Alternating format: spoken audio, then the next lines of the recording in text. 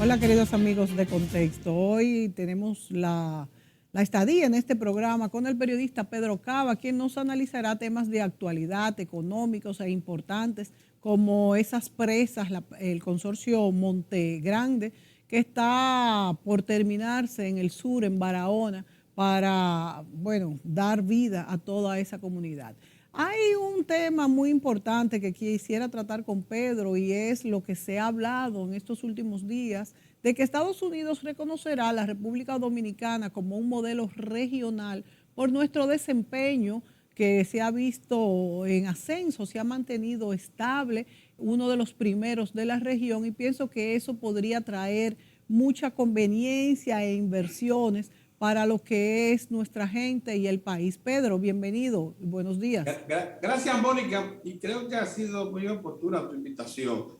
Por lo siguiente, todavía están en el país los miembros de una comisión técnica de alto nivel del Fondo Monetario Internacional que examina el comportamiento de la economía en los últimos 6 meses y que ya validó que la República Dominicana en el año 2021 tuvo un crecimiento de su Producto Interno Bruto de 12,3%. Y que cuando se la compara con el crecimiento del año en que no hubo pandemia ni guerra entre Ucrania y Rusia, que fue el año 2019, entonces ese crecimiento fue de 4,7%, muy sano, muy bueno. ¿Y, y qué hizo esa comisión de alto nivel que preside don Gustavo Vesperoni, que ha sido el jefe de misión por los últimos 4 años?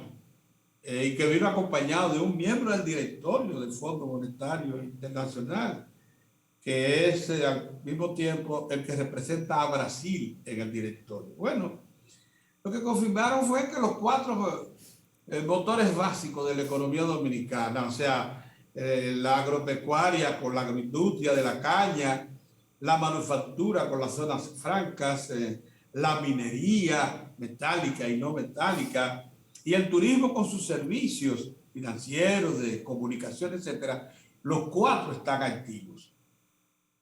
¿Y qué pasó también? Que eso ha coincidido con un reconocimiento que le hace la Organización Mundial de Turismo a Exactamente. la República Dominicana como el país de más rápida recuperación en el mundo de su industria turística.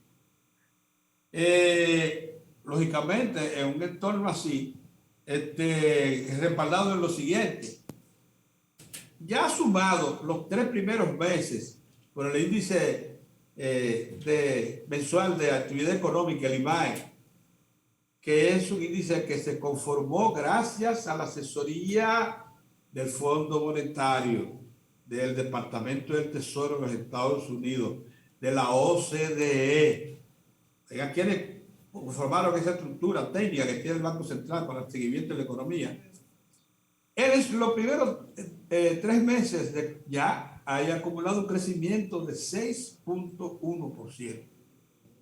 Eso para los técnicos del Fondo Monetario, un grupo multidisciplinario con mucha capacidad y multinacional, por cierto, fue maravilloso.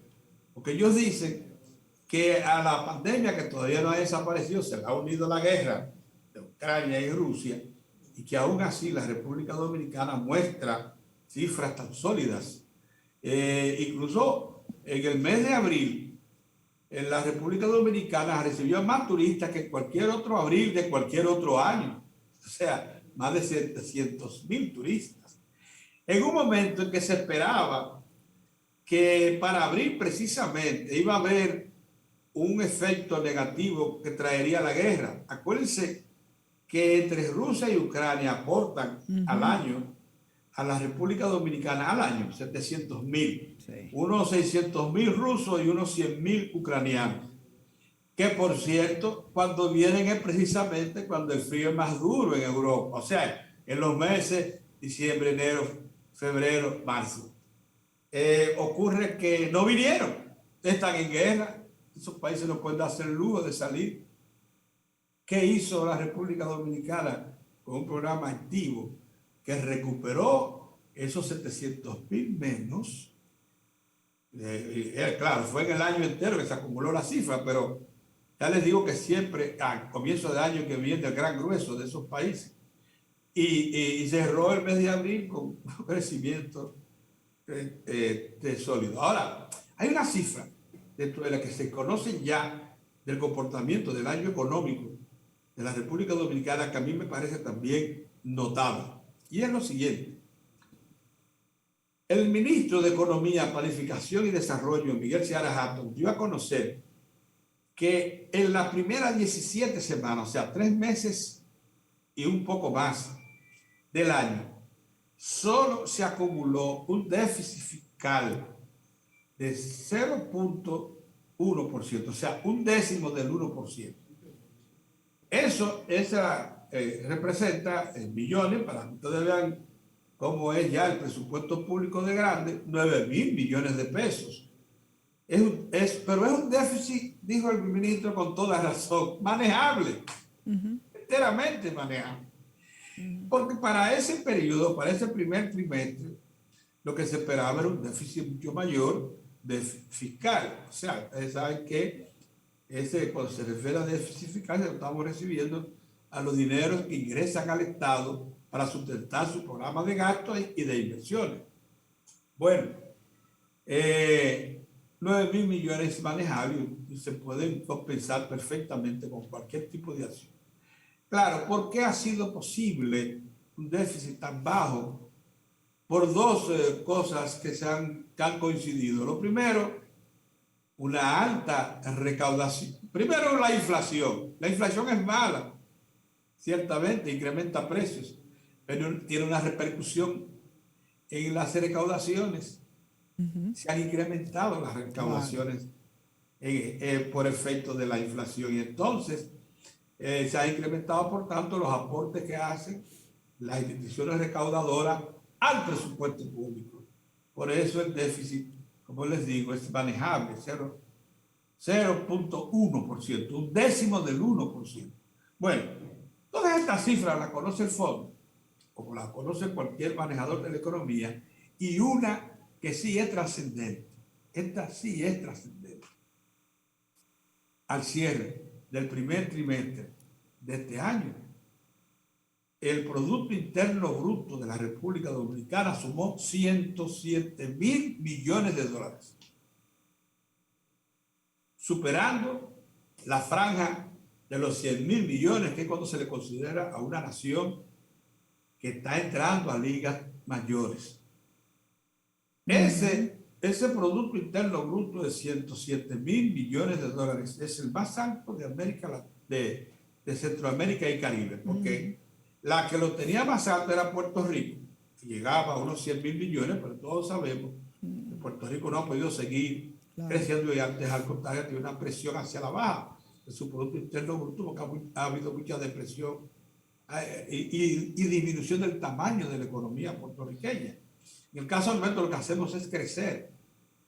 Y eso es una de las reposiciones más altas que registra cualquier nación en América Latina. Acuérdense que cuando nosotros cerramos el año 2020, nos dimos cuenta de un Producto Interno Bruto que había cerrado en el año 2019 en unos 91 a 92.000 millones de dólares, había bajado a 79.000 al cierre del 2020. Entonces, desde diciembre del 2020 hasta hoy, ¿saben cuánto ha ganado el Producto Interno Bruto por esa combinación que les mencionaba de factores? Ha ganado nada más y nada menos 28.000 millones de dólares más. Eso es extraordinario.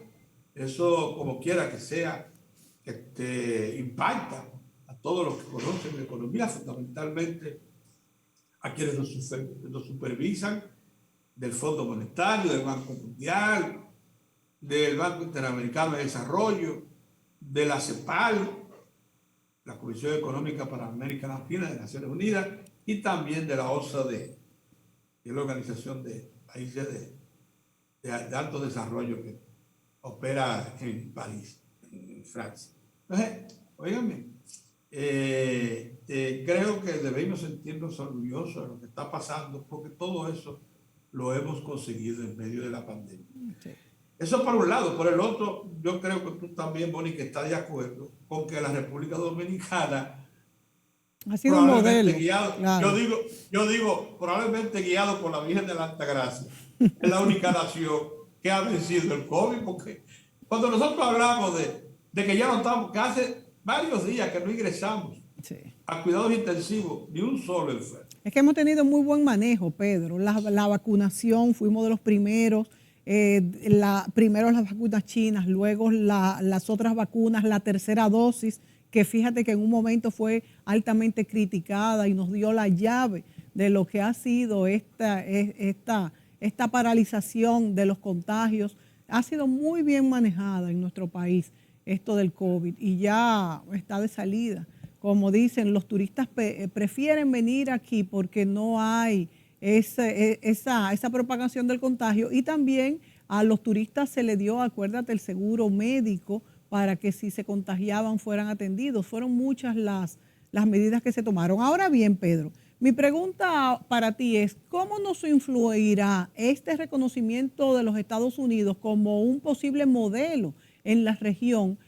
Porque esto pudiera traer muchas inversiones. ¿Qué nos representa para nosotros los dominicanos? Mira, realmente el concepto es mío. Yo lo que digo es lo siguiente, que los Estados Unidos, con una serie de acciones que están emprendiendo con la República Dominicana, muestran claramente que han escogido al país como el modelo de desarrollo de la región. Tácitamente, pero no es nuevo, de hecho. Tácitamente. No es nuevo, de hecho. No es una declaración formal, pero tú notas que las agencias oficiales de Estados Unidos, el Departamento de Estado en particular, todos ellos, y te voy a decir por qué. Número uno, somos de toda la región el país con crecimiento económico sostenible y predecible. O sea, este crecimiento económico no es de salto, no es de un año a otro, no viene suspendido por una baja de precios de uno de los factores, de los principales motores que afectan, con que se relaciona la economía, de una baja de precio internacional de materias primas básicas que exportamos. ¿Tú crees, Pedro, tú crees que más? Sino que ha sido constante. ¿Tú crees que nos escogerían más que, por ejemplo, este último tratado que se firmó entre Costa Rica, Panamá, República Dominicana y los Estados Unidos? Te voy a mencionar que junto con eso, cuando la República Dominicana constituye con Panamá y Costa Rica un triángulo de inversión, porque es un triángulo de inversión y de demostración de desarrollo democrático. Es un triángulo democrático y de desarrollo económico lo que se ha formado, respaldado directamente por el Departamento de Estado. Y con la promesa de suplir capitales y asistencia técnica a ese triángulo. O sea, Panamá, Costa Rica y República Dominicana. Cuando los Estados Unidos promueven eso, que eso fue promovido por el Departamento de Estado, estaban dando notación de que habían escogido un área, 3 países de la región, para que fueran modelos en lo posible, ¿no? ¿Verdad? No creo que Costa Rica esté en condiciones de dar Costa Rica es una de las economías más sólidas y más estables de América Latina, pero en este momento no puede mostrar los logros dominicanos. Y está muy lejos de lo que te dije ahorita, de los 107 mil millones de dólares de Producto Interno Bruto, muy lejos de ahí. ¿Cuánto tiene Panamá? Panamá tiene más que eso, lógicamente, pero Panamá es una economía que con el canal tiene un soporte, el canal de Panamá y un sector financiero incorporado al sector financiero mundial. Y ya, y para de contar, nosotros estamos hablando de un modelo que se sustenta en 4 motores, que cuando uno se debilita, el otro lo compensa. Tú sabes. Entonces mira, en Cuba tiene un multipuerto donde en Brasil, en tiempo de Dilma Rousseff, anunció una inversión de unos 1.000 millones de dólares. La República Popular China, otros 1.000 millones de dólares.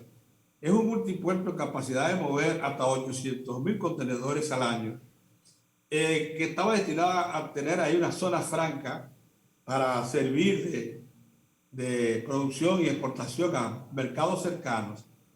Ese multipuerto está inaugurado, pero no ha podido iniciar la marcha. Los Estados Unidos no solamente cuentan con que hay un multipuerto Caucedo que tiene más o menos las mismas proporciones que el cubano, sino que allá en Montecristi, ellos, con el respaldo del Banco Interamericano de Desarrollo, ahora presidido por un norteamericano, que ya prestaron 100 millones de dólares para los diseños, y que ya concluido, por cierto, para el desarrollo de un multipuerto en Montecristi, allá en Manzanillo, que sea con profundidad suficiente para recibir los barcos POTS Panamá, hasta 200.000 toneladas métricas, que tenga grúas y toda la estructura, con capacidad para recibir, descargar grandes cantidades de mercancía y también cargar grandes cantidades, de manera que ahí se va a montar una zona franca gigantesca que está a 24 millas, a 24 horas náuticas de la costa este de Estados Unidos. Ahí ya está avanzada una licitación para montar 2 generadoras de 400 megavatios cada una a partir de gas natural, que va a ser suplida esas 2 generadoras por gas natural, que se va a descargar allí, se va a regasificar allí, que provenga de Estados Unidos, lógicamente. Por eso es una inversión que está destinada a ser esencialmente ejecutada por empresas norteamericanas. Aquí en República Dominicana, los norteamericanos, el capital norteamericano tiene posibilidades amplísimas para hacer negocios. Y por eso que tú ves que compañías mineras canadienses y norteamericanas siguen haciendo presencia en el país para explotar todos los proyectos que están en marcha. Ahí viene Pueblo Viejo con una inversión de cerca de 2.000 millones de dólares más en una nueva presa de cola que ya se ha decidido se haga en territorio de la provincia Sánchez Ramírez, o sea que no salga de la provincia.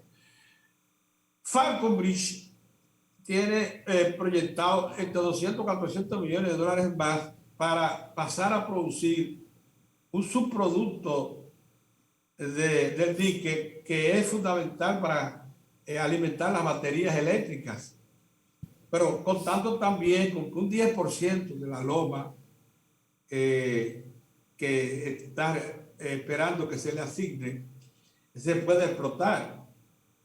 Tú sabes, hay inversiones proyectadas en Romero, en San Juan de la Maguana, subterráneas, del mismo tipo que se ejecutan ya en este momento, que están explotando ya en este momento, en Cerro Maimón, una empresa de capital de la República Popular China, que ya hizo minería de tunelación, con 2 túneles del fondo de la loma, 150 metros hacia abajo, y ya está explotando cobre y zinc en grandes cantidades, que usa un agua que colecta y que reusa, y que cuando muele no usa ninguna sustancia química. Ahí en Cerro Maimón solamente muele el material mineralizado, lo convierte en una especie de lechada, lo mete en unos toneles y lo manda a la República Popular China, donde sí se refina, que es lo que se va a hacer en Romero, con el oro y la plata. Van a hacer unas piscinas plásticas para capturar el agua lluvia, van a penetrar la loma hasta abajo, van a extraer el material, lo van a moler ahí, van a hacer una composición lechosa de agua, nada más, y la van a sacar a procesar a otra parte. Por tanto, ahí no va a haber lo que se llama un proceso metalúrgico, sino de extracción, nada más y molienda. Se va a hacer lo mismo en restauración, donde se han identificado ya 3.5 millones de onzas de oro. O sea, lo que está programado que acontezca en el país, con inversiones esencialmente de los Estados Unidos y de Canadá es como para estimular a los Estados Unidos a convertir a este país en algún modelo de desarrollo que tiene el beneficio de ser muy estable desde el punto de vista político. Bueno, Esa es una de las razones. Aquí se están realizando elecciones sin parar desde el 1966 en todas las fechas que dice la Constitución de la República. Entonces, esto es una de las sociedades más estables de América Latina. sin dudas. Aquí no se ha, Sin dudas, Pedro. Sin dudas. No se ha vuelto a dar un golpe de Estado desde 1963. Las Fuerzas Armadas regresaron a sus cuarteles desde el 1965, que se las obligó a hacer, por cierto. Balaguer, con su autoridad, consolidó esa decisión. La Policía Nacional es un ente que depende del Poder Ejecutivo y ahora se le está reformando para que sea mayor garante. Que es una pata que nos hace mucha falta. Esta es una sociedad muy estable, donde tú puedes proyectar inversiones con seguridad. Y yo creo que se está aprovechando esa coyuntura para hacer de la República Dominicana un modelo que le sirva de inspiración al resto de Centroamérica y Caribe. En ese mismo tenor, Pedro. Que por cierto, está dando giros preocupantes. A los norteamericanos les preocupó mucho el giro que dio en El Salvador. Sí. Ya le había preocupado Nicaragua, imagínate. El giro que dieron las elecciones en Honduras. Sí. Ciertas expresiones también del nuevo gobierno de Guatemala. O sea, ellos no quisieran, y lógicamente saben que Cuba ya no pueden contar con ella, que Cuba incluso está destinada, y eso sí sería bueno para toda América Latina, que reciba mucho mayor apoyo financiero, de asistencia técnica, de la República Popular China y de Rusia. Pedro, en esa misma dirección, me gustaría que el segundo segmento lo dedicáramos a hablar sobre esto que ha salido en los periódicos y demás, sobre los 623 millones de dólares para la terminación de la presa de Monte Grande en la región sur de Barahona, que también viene a cubrir una necesidad que estos pobladores esperan desde hace mucho, porque esto, recordemos que se dio el primer picazo en el gobierno de Leonel Fernández. Nos vamos a ir a la pausa y continuamos con este otro tema.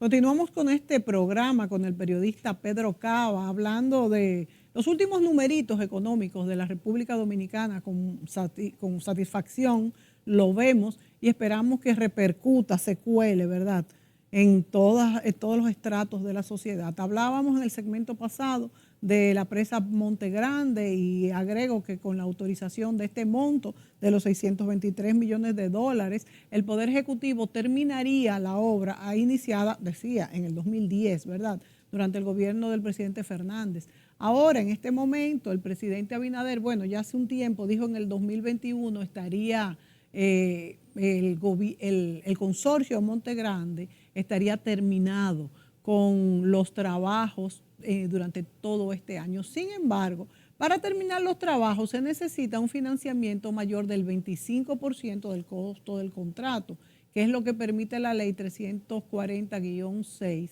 pero es por eso que se está sometiendo al Congreso Nacional esta autorización. Esto es una adenda, ¿verdad?, para poder concluir los trabajos. Ahora bien, el monto ascenderá a 623.4 millones de dólares, de los cuales 589 serán para la terminación de la presa y 5 millones para la contratación de la supervisión de la obra.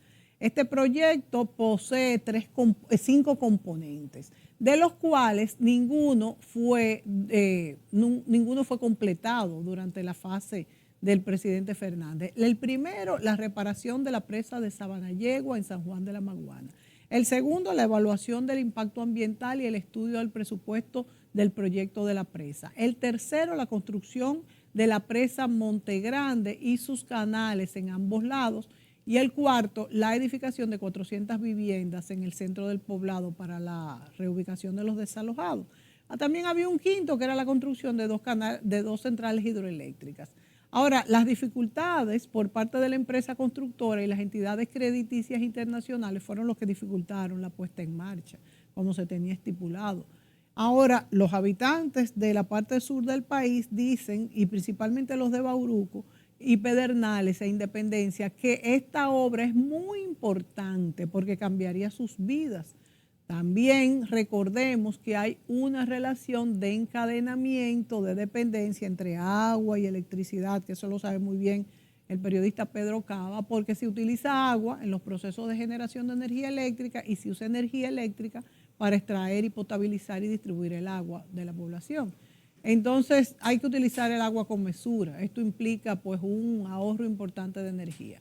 Entonces yo quiero hablar con Pedro, que es una de las gente que más sabe de energía y de presas, por todas sus investigaciones, sobre qué es lo que aportará esta tercera fase de la presa, qué es lo que podemos esperar y cuándo se va a aprobar este préstamo y si realmente va a estar concluida esta parte y cuáles de las fases faltarán, Pedro. Bueno, lo primero que debo decir es que el consorcio Andrade Gutiérrez de Brasil, más una empresa local que le sirve de soporte, de representación local, como demanda la ley, hizo muy bien con volver al origen de su presencia en el país con este proyecto de Monte Grande, porque el otro proyecto que quería acometer de manera conjunta, que era la construcción de un sistema de 3 embalses sobre los ríos que están en la cordillera central norte, principalmente en la parte más alta del Yaque del Norte y cruzando a las placetas y demás. Ese es un proyecto de más de $1.000 millones que no tenía sentido porque va a interrumpir ya un uso que le está dando la población a las estribaciones, a la sierra, como destinos turísticos. Y ya hay un movimiento muy fuerte en la zona y en Santiago que ha demostrado que no está dispuesto a compartir con Andrade Gutiérrez y el Yejit la construcción de 3 embalses que vendría a crear problemas severísimos para el uso de esa facilidad que quiere crear, que son 3 sistemas de generación que sumarían 300 megavatios de energía hidroeléctrica en un proyecto de embalse en cascada partiendo de la parte más alta del Yaque del Norte. ¿Pero eso va o no va entonces? Eso no va. Eso es evidente que Andrade Gutiérrez, el Instituto Nacional de Recursos Hidráulicos y probablemente la propia Yejit lo hayan echado a un lado, porque ahora sí han vuelto al origen del proyecto Monte Grande. ¿Cuál es el proyecto Monte Grande de su origen? Que lo ganó Andrade Gutiérrez. Bueno, primero, la intervención de la presa de Sabanayegua para incrementarle 9 metros de altura y llevarla a recibir en su lago aproximadamente 320 millones de metros cúbicos. Pero al mismo tiempo construirle el desagüe de fondo y todas las necesidades que eso demanda para que la presa sea un regulador eficiente de la crecida del Yaque del Sur, que acostumbra cuando crece en la parte final, en la desembocadura, causar muchos daños a las poblaciones que están ahí de Barahona, a cultivos y a poblaciones asentadas, etc. Ya eso se hizo, o sea, esa primera parte se hizo con los recursos que se obtuvieron por créditos y aportes presupuestarios. Se está construyendo en la fase final el embalse, un embalse de unos 80 metros de altura, una presa grande con capacidad de almacenar cerca de 300 millones de metros cúbicos. Eso que están ahí, eso está muy avanzado, esas fílmicas no están actualizadas. Eso está pero muy avanzado. Sí. Porque ya están tirando la cortina, que es ya la parte final de la presa. ya se hicieron lo que llaman los estribos, y las obras básicas Es enorme. del embalse. Es una presa enorme, sí. Pero a esa presa, cuando se concluya en diciembre de este año, es que está previsto que acontezca, le van a faltar dos complementos que están contenidos en el proyecto original, que son dos sistemas de canales, uno que sale por la margen izquierda de la presa hacia Barahona y que va a incorporar las 200.000 tareas nuevas con riego, y uno que sale hacia la derecha, hacia la provincia de Bauruco, que ese sí es importante porque ese va a llevarle agua a más de 300.000 tareas que nunca han visto una gota de agua de riego, porque esa es la zona más seca del país, de menos pluviometría. Pero estamos hablando entre las dos que van a ser beneficiadas con esa presa, unas 550.000 tareas nuevas. Esa es una presa que está destinada a impactar enormemente el desarrollo del suroeste. A esa presa le falta también una obra de toma, una especie de calimete que se le va a construir para alimentar con 3 a 6 metros cúbicos por segundo de agua potable al acueducto múltiple del suroeste. Es un acueducto que suple agua a 3 provincias del suroeste. Como le digo, múltiple, grande, pero que se va a tener su fuente segura de suministro de agua con la presa. Eso es uno de los proyectos que está ahí. También está pensado montar 2 generadores en Monte Grande. En total, entre 60 a 90 megavatios de capacidad de generación. Entonces, en Monte Grande hace falta dinero. Por eso, en el pasado mes de mayo, en el pasado mes de marzo, el gobierno introdujo, el Poder Ejecutivo, una adenda al Senado de la República para que le incremente, como tú dijiste, un crédito de más de 600 millones de dólares. Pero los generadores van dentro de esa cantidad, Pedro. Yo creo que no. Los generadores, eso no está claro porque no se ha dado a conocer mayores detalles todavía. Sí. Yo creo que no. Porque los estudios para las dos, se sabe más o menos el tipo de generadores que la presa puede soportar, pero no se ha hecho estudio ni diseño definitivo de eso. Se está muy avanzado, para que tú veas, en el estudio y diseño de los 2 sistemas de canales que tampoco estaban. Porque lo que iba a pasar era algo que nos iba a exponer a una frustración. Lo que iba a pasar si este crédito no se aprueba y no prosiguen adelante los trabajos del proyecto era que la presa de Monte Grande en diciembre estuviera concluida y que al comenzara a llenarse y que se llenaría con 300 millones, de metros cúbicos por segundo. Y entonces tú te vas a preguntar, ¿y qué vamos a hacer con esa agua? Ningún uso tendría esa agua. Wow. Entonces eso es terrible. ¿Por qué? Porque no se ha iniciado la construcción de los 2 sistemas de canales.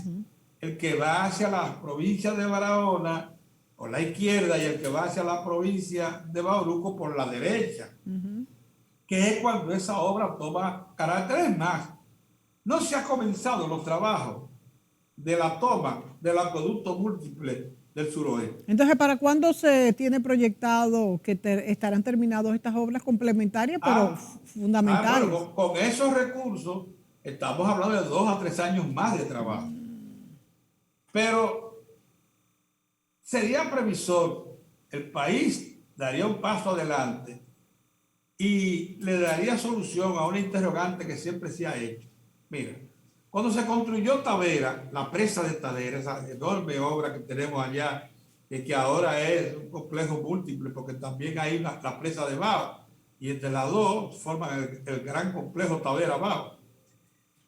Hubo que esperar 10 años para usar esa agua para riego, porque el canal de riego del Cibao, el canal Yaque del Norte, como se le llama ahora, no estaba previsto ni se construyó, ni había los recursos. 10 años después fue que vino a instalarse. De no haber sido por contemplarse de López, que sí recibió una vez se inauguró la presa, los hidrogeneradores, la presa hubiese estado únicamente regulando las aguas del Yaque del Norte, pero nada más. ¿Qué sentido tiene una inversión tan grande? Bueno, eso pudiera pasar en Monte Grande si este crédito no se aprueba y si no prosiguen los trabajos. ¿Y cómo es el mecanismo, Pedro? Porque lo que pasa es que se dice que no se puede prestar más del 25%, pero se presta mucho más. ¿Cómo es que funciona? No, lo que dice, lo que el Poder Ejecutivo aprovechó fue liberar el 25% de esos créditos del trámite de contrataciones públicas para que pueda ejecutarse con mayor velocidad el préstamo y poder emprender las obras que están previstas. Eso me parece muy razonable, porque uno de los problemas que tiene el país es que se ha enredado de su propia red. Sí, ahí sí, eso sí es verdad. Se atrapa en su propia red. Cuando tiene los recursos, de que falta ahora que lo aprueben los estamentos institucionales para poder aprovecharlo. No. Tú sabes, el Estado Pedro, se dio cuenta de que una vez se apruebe la adenda, necesita de una modificación excepcional para ese crédito. ¿Por qué? Porque, mire, como te dije, por suerte, este gobierno desde que llegó emprendió el tema de Monte Grande, porque no había nada hecho con respecto a los dos sistemas de canales. Digo yo, que como tú sabes, estoy enterado muy de cerca del asunto. Es este gobierno que ha movido, y particularmente su asesor en asuntos hídricos, que ha movido la costelera. ¿Quién es el asesor en asuntos hídricos? Gilberto Reynoso, el ingeniero Gilberto, que es el que más sabe de asuntos de hídricos del país, que ha movido la costelera desde porque él es el jefe del gabinete hidráulico del Poder Ejecutivo, ha movido con la autoridad del presidente, se ha dispuesto que se inicien los estudios y diseños de los dos sistemas de canales. No había nada de eso. Eso se había abandonado porque aquí vienen las empresas extranjeras a aprovecharse del país. Ya Andrade estaba pensando en otro proyecto allá arriba, sin haber concluido y sin plantear lo que tiene que hacer en Monte Grande, que también nos quieren dar golpes económicos así. Claro. Y la cosa es que ellos lo que les interesa es tener los contratos. Sí, lo que le interesa es más contratos. No concluya su cosa. Y mira, Pedro, eso que tú dices y plantéelo con tiempo y demándele al Estado cumplir con el contrato original. Porque uno de los asuntos que consiguió Andrade Gutiérrez, y yo no sé cómo, fue que además del contrato de ampliación de la presa de Monte Grande, que era imprescindible para poder dar paso, primero para estar libre de preocupación con el Yaque del Sur, porque el Yaque del Sur es un río extraordinario, con un gran potencial de agua. Entonces, y poder entonces hacer el embalse en Monte Grande. Lo primero era, lógicamente, recrecer a Sabana Yegua y luego entonces pasar al proyecto de Monte Grande, donde incluso se han introducido muchísimas reformas. Una de ellas, impermeabilizar el vaso de la presa, porque en el curso de los trabajos se descubrió que la zona, la composición del suelo es muy suave, es arenisco. Cuando tú dices hiperviabilizar el vaso, ¿a qué te refieres? Eso como una gran piscina. Tú no sabes que le han puesto en el fondo del lago, como un lago gigantesco, una mixtura como de petróleo que impide que... Y también en las laderas de la presa, para que cuando llueva no se desprendan ni árboles ni material seco hacia el vaso de la presa.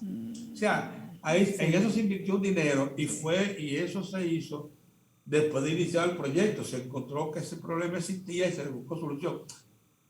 Yo no creo que se haya perdido el tiempo. Desde que comenzó.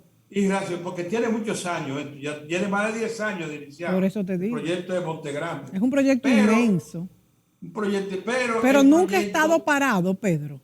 Pero ese proyecto pues, ha estado parado por meses con la presencia de los conductores ahí, que se cruzan de brazos y que cuando no reciben los recursos del Estado. Así son, y tienen su forma. Es más, hubo una ocasión en que se le dieron unos recursos y ellos, en vez de aplicarlo en la construcción, lo mandaron para Brasil para resolver un problema financiero que tenían en Brasil. Hasta esas cosas han pasado. Pero después de todo, Andrade Gutiérrez es una de los consorcios más calificados de América Latina en la construcción de obras hidráulicas. Por tanto, el pandero está en buenas manos. Lo que tiene que hacer el Estado es saberlo supervisar. Y ahora mismo, si faltaba esos recursos, buscárselos para que concluya el proyecto. Hay una partida ahí para supervisión. Ese proyecto quedaría a mitad con la construcción de la presa. Usted no ha hecho más Lo que va a acabar en diciembre es eso, la presa, el embalse del agua, no los proyectos. La presa propiamente, porque eso es una presa. Una presa con te dije, una cortina altísima, con todos los trabajos del fondo, qué sé yo qué, sus aliviaderos, porque se necesita aliviaderos para el caso de que una crecida grande, sí, hay que soltar el agua otra vez al río. Todo eso está previsto, pero eso es lo que se está construyendo y son obras que no tienen objeción desde el punto de vista técnico, es verdad. Pero tú no haces nada con embalsar 320 millones si no tienes dónde soltarlo, de metros cúbicos de agua, si no tienes cómo usarla. Claro. Y esa presa es el futuro del suroeste, esa es la que va a sacar de la pobreza al suroeste. Bueno, eso han dicho los pobladores. Es sorprendente lo que eso va a pasar. Aunque me dicen, y eso preocupa a alguna gente, que el canal de la izquierda, el que va a Barahona, el principal beneficiado, y es verdad, va a ser el consorcio cañero que explota el ingenio Barahona. Lo están esperando con los brazos abiertos, porque eso le va a incorporar entre 50 a 80 mil tareas nuevas bajo riego, y que ellos las quieren para ellos. El Estado debe moverse con habilidad y esa tierra preservarla en manos de los campesinos, claro, y condicionar su uso y siembra para la producción de caña de azúcar a que sean colonos del ingenio. Porque ahora mismo lo que ha hecho de manera habilidosa este consorcio centroamericano, norteamericano y dominicano, son 3 tipos de socios los que explotan el ingenio Barahona, es quedarse con la tierra que van a ser, acapararla, la tierra que van a ser mojadas, para no tener que compartir los beneficios del uso de riego que viene por ahí con los asentados. Y la pobreza se va a mantener exactamente igual, claro, si esas tierras son mojadas, que lo único que esperan es agua para ser productivas, y no se les usa en lo que debe. A mí me parece que, contrario a como plantean ciertos líderes agrarios que no son más que buscan problemas, que están orientando a los campesinos que están instalados ahí por el Instituto Agrario, que es el de que rechacen la propuesta del ingenio para que cultiven lo que les dé la gana, es precisamente para dañar la oportunidad de aprovechar una amplia extensión de forma productiva. Contrario a eso, ellos sí deben organizarse y convertirse en empresarios asociados al ingenio. Y el ingenio verlo como tales. Romana tiene un paquete de colonos, claro, que son millonarios. Claro. Trabajar en cadena. Los Vicini, con todo y que tienen muchísimas tierras, han tenido que asociarse a colonos de la zona donde ellos operan, no con muchos, como Romana, que tiene muchos colonos, con los cuales tienen relaciones de 80 y 100 años, Eso no es de ahora. Es que así es que debe ser. Pero eso mismo es lo que debe procurarse allá en Barahona, porque si no, esa obra gigantesca del Estado está destinada a ser muy aprovechada por el ingenio Barahona, sería el beneficio de las familias Sampollo guatemalteca, que es la propietaria del contrato. El ingenio sigue siendo del Estado, si tú no lo sabías. Sampollo y sus asociados dominicanos y norteamericanos lo que tiene es un contrato de arrendamiento Oh. del ingenio Barahona. Claro, ellos lo han convertido en un señor ingenio. Ya produjo 100.000 toneladas métricas de azúcar cuando Wow. estuvo produciendo 8.000.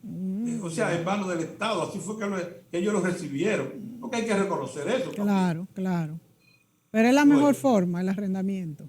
pero es la Así el mejor Estado no forma. pierde su propiedad, pero se pone a producir, porque el Estado Pero no lo hace y la bien. condición del uso. Ellos han logrado ya los apoyos convertir a programas, a asentamientos agrarios que están cercanos a su tierra de cultivo, se las han quitado. Y en cierto modo han gozado del apoyo de autoridades del Instituto Agrario, a los cuales han comprado. Eso es una cosa muy conocida y muy lamentable en el sur, donde hay demasiada pobreza para que esa cosa pase. Sí, eso sí El es Estado verdad. tiene que convertirse en un protector de todos los que viven allí. Y esa obra que está costando tanto dinero, esa de Monte Grande, tiene que ser la obra que reivindique El sur, a los productores y campesinos del del sur, suroeste que han vivido en tanta indudablemente. pobreza. Hay ¿Qué que, te hay que, parece? hay que recuperar el sur, hay que meterle la mano. La verdad es que las veces que he ido a los barrios populares, he ido también a las escuelas de los salesianos, por ejemplo, y la pobreza es inmensa, la asimilación también en los colegios es mínima. Pero Pedro, un tema que quisiera Por tocar. eso esperan con tanto entusiasmo Monte Grande. Sí. Y he escuchado los testimonios de los campesinos allá y están esperando a Montegrande con una ilusión, con una Claro. esperanza enorme, que por ¿Tú eso te fue que quise imaginas el traer grado este de tema. desilusión que se produciría si Wow, de esa tierra la van a aprovechar frustración. los ricos? Nada más. Claro. No, no, no, no puede pasar.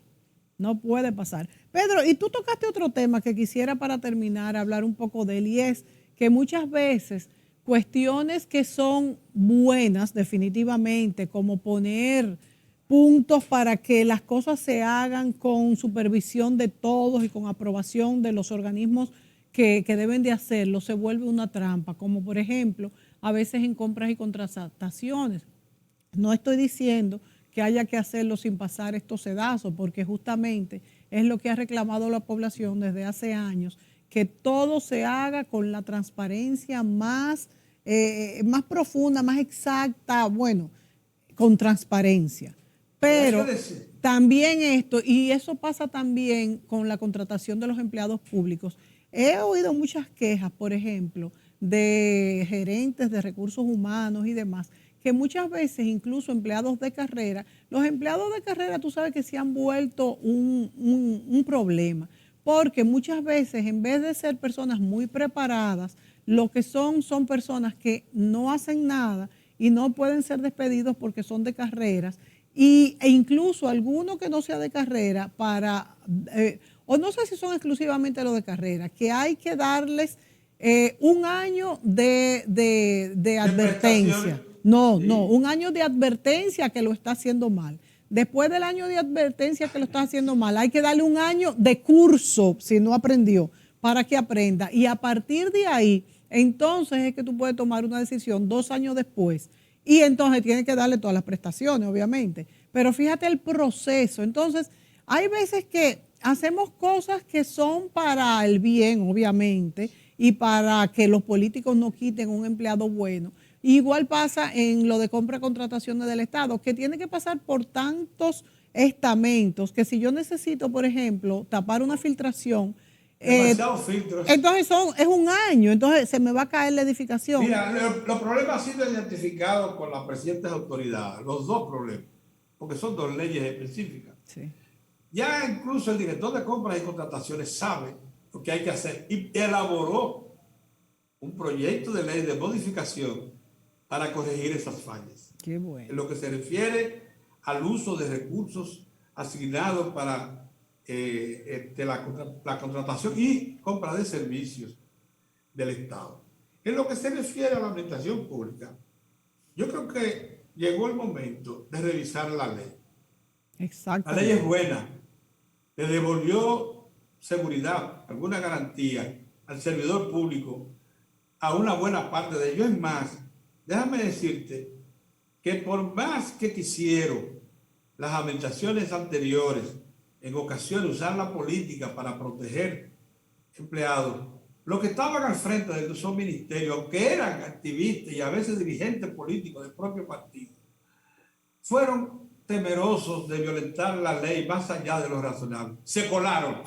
No se puede meter la mano por muchos de los empleados públicos y que profesionales que hay y que la ley protege. No se puede meter la mano por algunos de ellos, pero la mayoría, y yo he seguido esto con mucha preocupación desde que se inició, la mayoría son profesionales que han demostrado capacidad de servicio y de necesidad para la administración pública.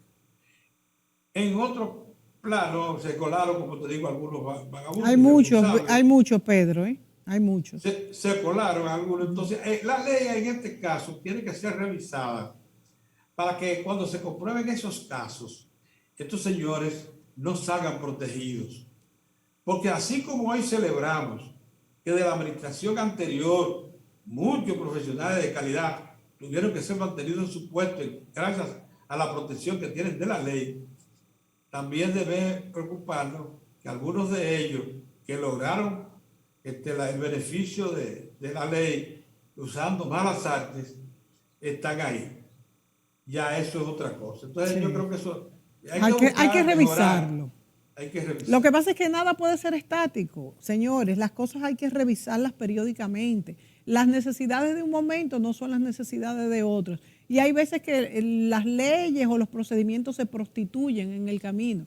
Por eso es que hay veces que tenemos que cambiarle en la marcha. Pedro, se nos acabó el tiempo. Gracias por todos estos análisis.